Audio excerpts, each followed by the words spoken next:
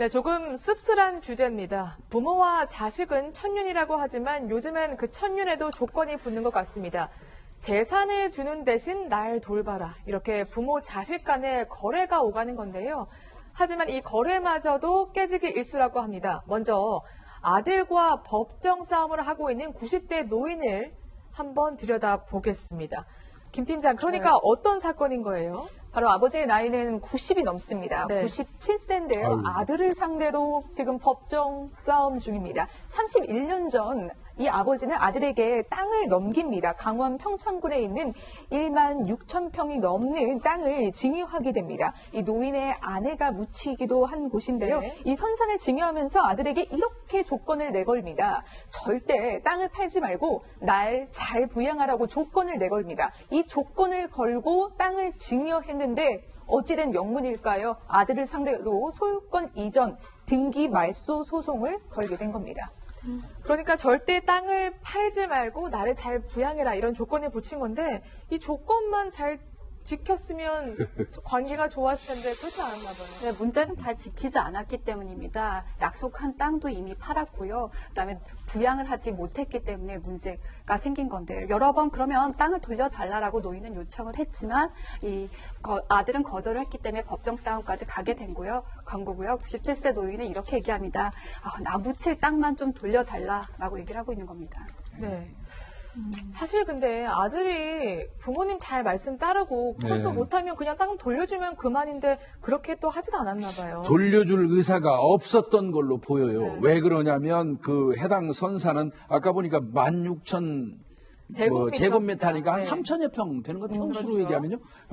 이 선산을 이제 그 돌려받으려고 했더니 돌려주지 않을 목적이었던 것 같아요. 자신의 동업자 그 땅에서 버섯 농사를 하는 여성한테 아주 시가보다 훨씬 싸게 한 1,300만 원 정도에 팔아서 명의를 이전해 버렸어요. 그러니까 아버지 이 노인 입장에서 볼 때는 내가 이거 돌려달라고 하니까 돌려주지 않기 위해서 위장 매매를 한 거 아니냐 이렇게 주장하면서 소송을 진행하고 있는 것입니다. 네, 그러니까 아버지가 땅 팔지 말라고 그랬는데 아들이 헐값 처분을 해버린 겁니다. 그야말로 아버지로서는 분통이 터졌을 것 같은데 결국 법원에 갔잖아요.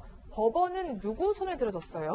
일단은 원고가 지금 주장을 하고 있는 내용이 부담부 증여를 했는데 그거를 이행하지 않았기 때문에 다시 나에게 땅을 돌려달라 이런 취지이기 때문에 원고에게 입증 책임이 있습니다. 그렇기 때문에 이 노인분께서 내가 부담부 증여를 한 게 맞다 이 증거를 이제 어떻게 보면 제출을 하면서 입증을 했어야 되는데 사실 그 부분에 대한 증명이 없었던 것 같거든요. 그렇기 때문에 1심 재판부에서도 이렇게 부양 의무 등을 조건으로 아들에게 땅을 증여했다는 것을 입증할 만한 각서나 서류가 없다. 라고 하면서 원고 청구를 기각하는 판결을 내렸습니다. 그러니까 증거가 없기 때문에 97세 할아버님이 지시는 거죠? 맞습니다. 예. 그렇다면 지금 2심과도 결과가 달라질 수는 없겠네요. 사실 항소심에서도 1심과 다른 판단을 받게 되려면 사정 변경이라는 게 있어야 됩니다. 그래서 1심과 1심에서 판단했던 그 내용과 다른 내용이 새로 발견되는 거죠. 항소심에서. 예를 들면은 새로운 증인이 나와서 증언을 해준다든지 아니면은 객관적인 다른 계좌 내역을 통해서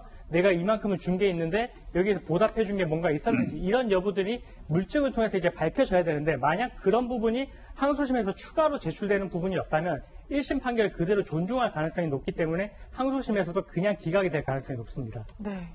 그러니까 97세 노인의 경우에는 땅을 주는 대신 땅을 팔지도 말고 효도도 꼭 하라고 했지만 증거가 없어서 굉장히 불리한 상황이라는 겁니다. 그런데 실제로 이와 비슷한 사례가 있는데요. 이번엔 대법원까지 가게 됐다는데 부자 역시 부자지간이라고요. 예, 맞습니다. 근데 이 경우에는 조금 다릅니다. 아버지가 주택을 아들에게 넘겨주면서 효도 계약서를 직접 쓰게 합니다. 이 효도 계약서 내용 한번 살펴볼게요. 아버지와 같은 집에 동거하면서 부모 충실히 부양해라. 만약에 이걸 이행하지 않으면 이 계약은 무효다. 즉시 아버지에게 부동산을 돌려준다. 일종의 조건입니다. 이 조건을 각서화한 건데요. 그런데 이런 각서를 직접 써놓고도 어찌된 영문일까요? 아들은 효를 다하지 않은 것 같습니다. 아들은 자기 명의가 되자 돌변했고요. 결국 소송까지 번졌습니다. 아니, 어느 정도로 돌변을 했길래 소송까지 간 거예요? 한 집에 살기로 했잖아요. 네. 효도계약서 쓰면서 이렇게 했습니다. 1층에는 아들 부부가 살고 네. 2층에는 부모님 부부가 살도록 돼 있었어요. 그런데 같이 식사 한 번 한 적이 없었다는 거고요. 네. 2007년경부터는 이 노모 어머니가 허리 디스크로 거동이 불편해졌음에도 불구하고 아들 부부가 집안일을 전혀 하지 않았다는 겁니다. 그러면 허리 아픈 이 노모가 살림을 홀로 떠안아야 하는 그런 형편이 됐던 거예요. 더 나아가서는 2013년 11월부터는 거의 거동도 할 수 없는 지경에 이르렀는데도 불구하고 아들 부부는 간병 자체를 외면했다는 겁니다. 네. 그러니까 누군가로부터 간병을 받아야 되니까 누가 있겠어요? 큰딸이 맡아서 병수발을 한 겁니다. 심지어는 이 아들 부부는 두 노 부부에게 요양시설에 갈 것을 권유하기까지 했다고 합니다. 같이 살기로 해놓고서 요양병원 가세요 이렇게 말한 거죠. 그렇습니다. 아버지 정말 화가 났을 것 같은데 결국에는 집 다시 내놔라 이렇게 통보했다면서요. 네, 아버지는요 아들한테 이 명의로 된 땅 줘라, 네. 명의로 된 그 집 줘라, 난 이거 팔아서 아파트 가서 살련다 이렇게 얘기를 한 겁니다. 근데 자신의 명의로 남아있던 사실 낙원도 땅하고요 건물이 있었는데 이것도 아들 회사의 채무로 담보로 잡혀 있었기 때문에 어떻게 처분할 수가 없었던 겁니다. 그런데요 아들은요 아니 천년만년 살 것도 아닌데 아파트 왜 필요합니까? 라고 하면서 막말을 한 겁니다. 그래서 아버지는 결국 딸의 거처로 이제 이동을 하고요. 아들을 상대로 소송을 낸 겁니다. 아휴, 아들을 상대로 소송을 내는 부모님 마음은 얼마나 아프겠습니까? 하지만 이렇게 소송을 하게 됐는데요. 이번엔 구체적인 계약서, 그나마 다행히 계약서가 있는 상황이잖아요. 네. 아버지가 이겼습니까, 그럼? 네, 이 사건은 일단은 결론적으로 말씀드리면 아버지가 이긴 사건입니다. 일단 이 증여에 대해서 단순한 증여로 본 게 아니고 부담부 증여로 본 게 맞고요. 네. 그리고 이제 부양 의무를 이행을 하라는 이제 그런 부담이 붙어 있기 때문에 그 의무를 이행을 했어야 되는데 대법원에서는 부모가 노령에 병환으로 있음에도 불구하고 그런 어려움이 있음에도 불구하고 한 집에 살면서 어떻게 보면 이제 식사도 같이 않고 부양 의무를 이행했다라고 볼 만한 증거가 없다라고 하면서 어떻게 보면 이제 이 원고의 그 책임을 원고에 승소 판결을 했고요. 단순히 증여 계약이 이행됐었더라도 해지할 의무가 있다라고 하면서 이 재산을 돌려주라라는 취지로 판결을 하게 됐습니다. 네. 부담부 증여, 꽤 어려운 법적 용어 같은데 구체적으로 어떤 뜻이에요, 변호사님? 일단은 증여라고 하는 건 은혜적인 성격일 것입니다. 그렇기 때문에 내가 너에게 얼마의 돈을 주겠다. 그럼 그냥 그걸 받아가라. 이렇게 하는 거는 그냥 단순 증여가 되는 건데 증여를 하되 어떻게 보면 거기에 대해서 조건을 붙이는 겁니다. 나는 너에게 이런 500만 원의 돈을 주지만 너도 나에게 그에 대한 대가로서 어떤 것을 해줘.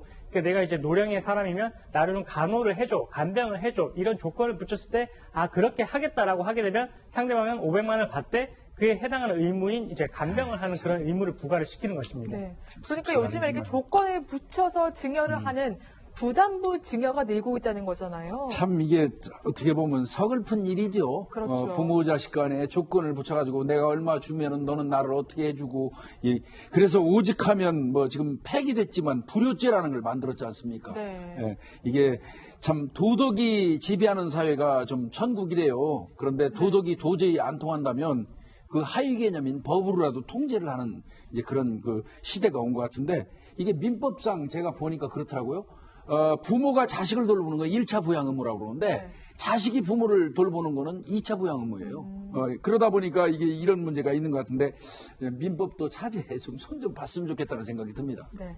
실제로 변호사님, 그러니까 업계에 계속 활동하고 계시니까 효도 계약서 문의하시는 분들 정말 있나요? 네, 사실 요즘은 좀 저도 사실은 법이 관여할 수 있는 부분은 최소한이 돼야 된다라고 생각을 하는데 이게 이제 그 이후에 분쟁이 이제 싹트게 되면 사실 돌이킬 수 없는 결과가 되거든요. 그렇기 때문에 재산과 관련해서는 특히나 요새 또 증여가 많이 또 활발화되고 있기 때문에 이런 계약에 대해서 이제 많은 문의가 오고 있고요. 그래서 제가 간단하게 그냥 좀 팁을 좀 말씀을 좀 네. 드리고자 하는데 일단은 그 재산 목록에 대해서 어떤 재산이 있다라는 거를 좀 이제 목록을 작성을 하셔가지고 아주 구체적이고 상세하게 기재를 하시는 게 좋고요. 그리고 원하는 부양 정도도 구체적으로 기재를 하는 게 좋습니다. 어떻게 해주세요 이렇게 추상적으로 기재를 하는 게 아니라 월 몇 회 방문 아니면은 월 용돈 얼마 지급 이렇게 구체적으로 기재를 하는 게 네. 계약의 효력이 있어서 좋고요. 그리고 그 위반을 했을 때 이 계약을 위반을 했을 때 그에 대한 상응하는 뭔가를 이제 부담을 지우는 것이 중요한데 계약을 해지를 하겠다라고 하게 되면 언제까지 반환을 한다. 이 계약에 따라서 이행이 안 됐기 때문에 언제까지 반환을 하는 그 조항도 같이 넣어두는 게 좋습니다. 그리고 마지막으로 이 계약을 언제 체결을 했다는 그 계약 날짜를 명시를 하고 서명을 하게 되면 이게 혹시나 나중에 다른 이제 법적인 분쟁이 뭐 발생을 하게 된다 하더라도 아주 유력한 법적인 증거로 사용될 수 있으니까 아주 참고적으로만 좀 알아두시면 좋을 것 같습니다.